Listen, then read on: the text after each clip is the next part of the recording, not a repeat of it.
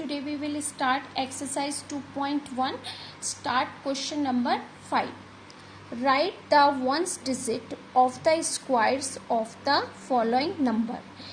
21287 एक आपको number given है जिसमें लास्ट डिजिट क्या है, लास्ट डिजिट, एंडिंग डिजिट या once digit, same meaning. Ending digit पर कौन सा नंबर है आपके पास 7. अगर आप इसका स्क्वायर करते हैं इट मीन्स एंडिंग डिजिट क्या है 7 का आप स्क्वायर करते हैं तो लास्ट में क्या फाइंड होता है 49. इसी तरीके से जब आप इस पूरे डिजिट का स्क्वायर करेंगे तो लास्ट डिजिट जो होगी वंस डिजिट वो क्या फाइंड होगी, आपको 9 फाइंड होगी. विदाउट कैलकुलेशन से हम ये फाइंड कर सकते हैं कि लास्ट में हमको 9 फाइंड होगा, 9 as the ones digit. Same B part 9156, 6 is ones digit, ending digit is equal to 6 and 6 square is equal to 36.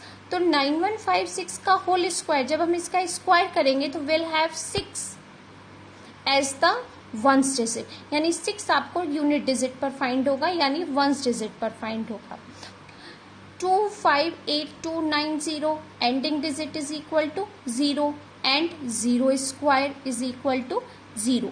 258,290 whole square will have 0 as the ones digit. सारे question आपको same pattern में find करते हैं.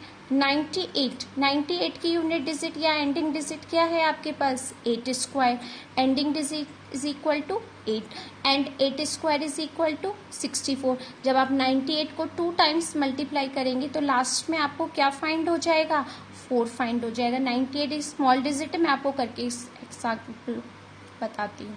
98 into 98, 8 8 जा 64, 6 8 9 जा 72, 72 plus 6 78, 9 8 जा 72, 7 9 9 जा 81 और 7 88, 4 0 9604 फाइंड होगा. तो एंडिंग डिजिट में आपको क्या फाइंड हुआ 4.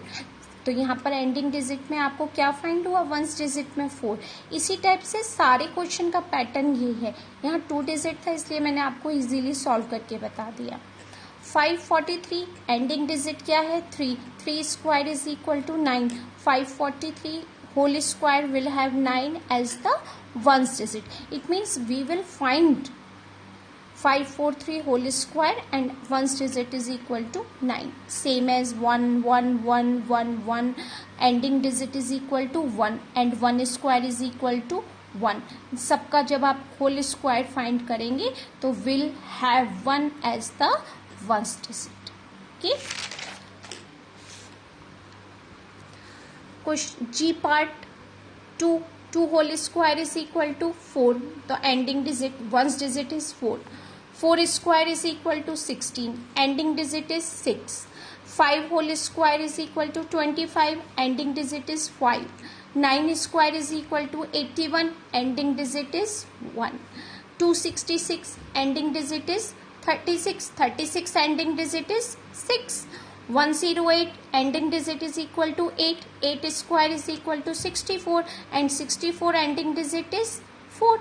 4 find होगा last. Okay. Now, how many zeros will be there in the squares of the following numbers? It's very easy question. 400 का जब आप 400 है इसमें आपके पास कितनी जीरोस हैं 2 जीरोस हैं. लेकिन जब 400 का आप 2 टाइम्स मल्टीप्लाई करेंगे इट मीन्स 400 का जब हम स्क्वायर करेंगे तो हमें कितनी जीरोस फाइंड हो जाएंगी. 4 का स्क्वायर क्या होगा 16. 2 0 कितनी बार हो जाएगा 4 टाइम्स हो जाएगा. तो आपके पास जीरोस कितने टाइम्स मिल जाएंगे स्क्वायर करने के बाद 4 टाइम्स 1 2 3 4. यानी 2 अगर जीरोस हैं तो 2 की जस्ट डबल फाइंड हो जाएंगी 4 जीरोस फाइंड हो जाएंगे. यही आपका क्वेश्चन था. How many zeros will be there in the squares of the following numbers. 9 0 0 0 0. 9 में कितनी जीरोस हैं आपके पास how many zeros of 9. There are 4 zeros in 9. 0 0 0 0 के 90,000. Its square will have 80. 90,000 का जब आप स्क्वायर करेंगे तो कितनी जीरोस फाइंड हो जाएंगी आपको 8 जीरोस फाइंड होंगी. 20 how many zeros in 20. 20 zeros in 20 in 1 0. Okay, its square will have 2 zeros. 5005 1 2 3 3 zeros हैं. 3 zero का आप स्क्वायर फाइंड करेंगे तो कितनी zeros फाइंड होंगी आपको? 6. Just double. Okay. Question number 7. How many non-perfect square? It's very important and different question. How many non-perfect squares numbers lies between the following? Okay, this is a property, important property. Between the squares of the number n and n plus 1. n और n plus 1 means consecutive numbers. अगर कोई number आपके पास 8 है तो 9, 9 है तो 10, consecutive number n n plus 1. There are 2n non-perfect square. This is a formula. अगर कोई भी नंबर आपके पास n और n plus 1 है तो आपको उसका नॉन परफेक्ट स्क्वायर का क्या फॉर्मूला लगाएंगे? Direct 2n. कि क्वेश्चन में गिवन है स्क्वायर ऑफ 10 एंड 11. इसको इस टाइप से भी लिख सकते हैं आप, 10 स्क्वायर एंड 11 स्क्वायर, जिसके लिए आपको ये फॉर्मूला अप्लाई करना है. n square and n plus 1 whole square. 10 square 10 plus 1 11 square. Direct formula क्या है? 2n. तो जो पहला नंबर 10 है वो क्या फाइंड हो गया आपको? n. तो 2 में आप 10 का मल्टीप्लाई करेंगे तो कितने नंबर्स फाइंड हो गए आपको? 20. यानी 20 नंबर ऐसे हैं जो 10 के स्क्वायर और 11 के स्क्वायर में बिटवीन 20 नंबर ऐसे हैं जो नॉन परफेक्ट स्क्वायर नंबर है. So okay, same question number है आपके पास, sorry, C. Same part question number C. Square of 13 and 14. 13 square and 14 square. 13 square means n square, 14 square means n plus 1 whole square. क्या formula apply करेंगे आप? 2n. तो n को आप जब कंपेयर करेंगे तो n की वैल्यू क्या फाइंड होगी आपको? 13 फाइंड होगी. यहाँ पर भी देखो n की वैल्यू 13 ही फाइंड होगी क्योंकि यहाँ क्या गिवन है आपको? 14 गिवन है. तो 14 कैसे फाइंड होगा? 13 में 1 प्लस करके, n प्लस 1 करके. तो n वैल्यू क्या फाइंड हो गई? 13. नॉन परफेक्ट स्क्वायर नंबर क्या हो गया? 2n. 2 into 13 is equal to 26. b और d पार्ट एंड e और f part is different part है कि इसको हम डिफरेंट पैटर्न से करेंगे. 25 एंड 36 उसने स्क्वायर नहीं कहा है 25 और 36 का, उसने सिंपल नंबर कहा है आपसे कि 25 और 36 के बिटवीन ऐसे कितने नंबर हैं जिसका हम स्क्वायर फाइंड नहीं कर सकते. देखो 25 is a perfect square number, 5 5 जा 25. 36 इज ऑल्सो परफेक्ट स्क्वायर, 6 6 जा 36. जहां पर दो सेम नंबर का स्क्वायर होगा आपके पास वो परफेक्ट स्क्वायर नंबर फाइंड होंगे. नॉन परफेक्ट स्क्वायर जिसका कोई स्क्वायर रूट नहीं होगा, जिसके पेयर नहीं बनेंगे. तो 26 पेयर नहीं है, 27 is not a pair perfect square, 20 is not perfect square, 29 30 31 32 33 34 35 these are not perfect square number between 25 and 36. तो टोटल कितने नंबर फाइंड हो गए आपको? 10 नंबर्स ऐसे हैं जो 25 to 36 के बिटवीन आपको फाइंड हो गए. Question part D. 225 and 256 non perfect square number are 225, 256. Both are is perfect square. 225 perfect square number and 256 also perfect square number. But we have to find non-perfect square number. Okay. 225 after number 226, 27, 28, 29, 30, 31, 32, 33, 34, 35, 36, 37, 38, 39, 40, 41. By mistake we have to write 242. 243, 244, 245, 246, 247, 248, 249, 250, 251, 252, 253, 254, 255. Total numbers are 30. It means 225 और 256 के बीच में, इन दोनों के between ऐसे कितने numbers हैं जो perfect square नहीं है? 30 नंबर्स ऐसे हैं जो नॉन परफेक्ट स्क्वायर नंबर्स हैं. कि question part E. Same to same. 361 perfect square, 400 also perfect square. Between non perfect square numbers continue number 62 63 to 399. It means 38 numbers lies between 361 to 400 non-perfect square numbers. 50 to 70 between same. इनके पास square नहीं है, इसलिए आप इनके between numbers find करेंगे। और ए और सी question part में आपके पास स्क्वायर गिवन था, इसलिए उसका डायरेक्ट फॉर्मूला था 2n। ओके, तो ये डिफरेंट पार्ट थे, ए और सी डिफरेंट पार्ट है।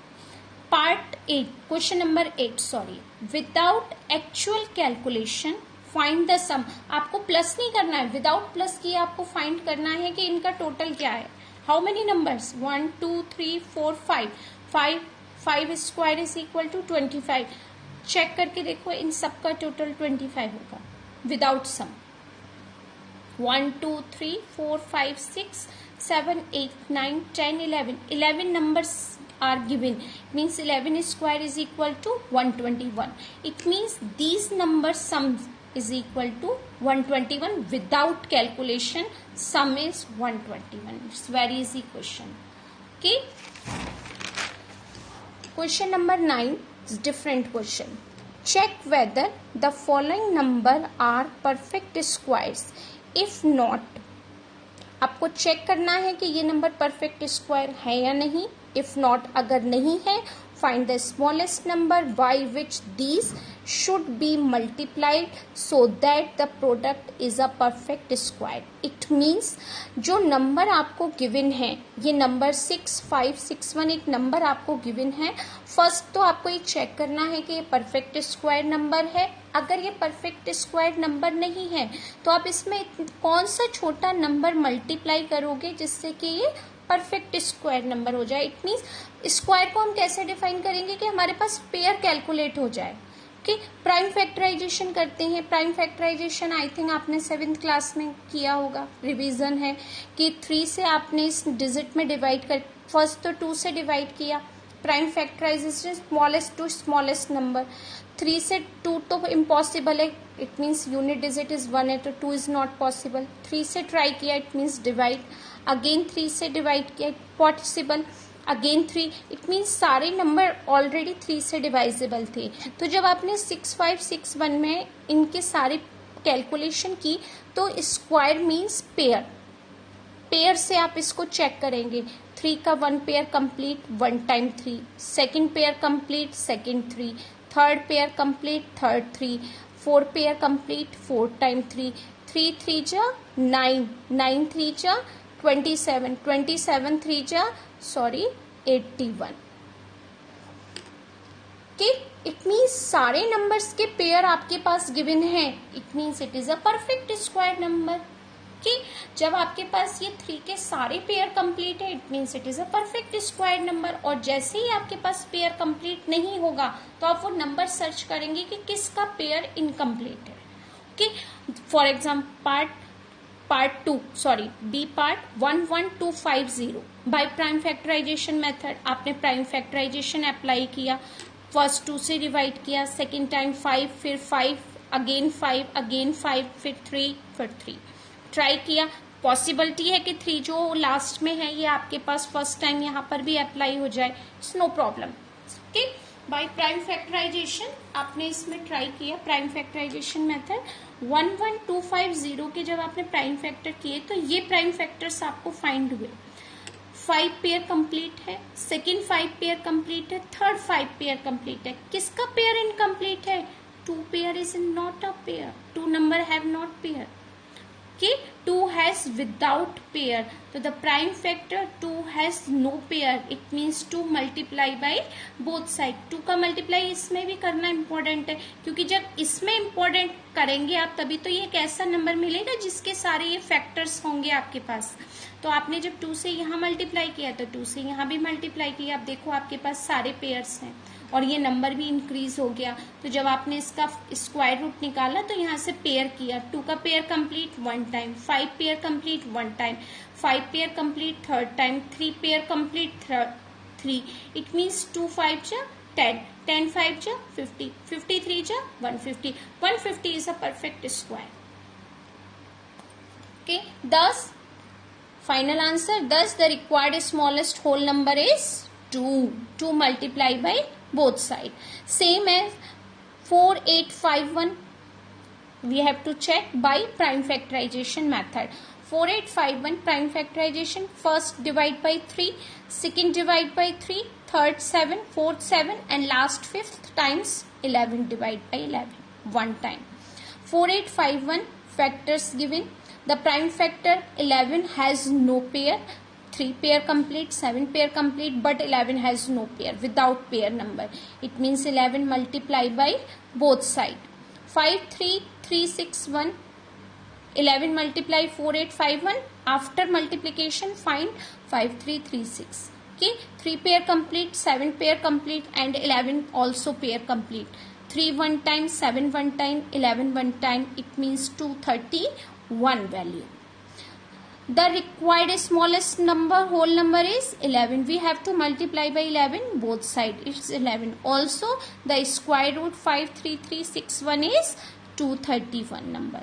Same as 343. 7 into 7 into 7. 7 has no pair. It means 7 multiply by both sides. After calculation 49. 7 into 7, 49. E, F, G, H, I, J, K. You have to homework. K you have to solve in classwork notebook. आपको classwork की notebook में ही ये total question complete करने हैं. के 10th question. Check whether the following number are perfect square. If not find the smallest number by which these should be divided so that the quotient is a perfect square. Same as question number 9. In this question 9 multiply formula and this question divide formula pattern is same, no difference.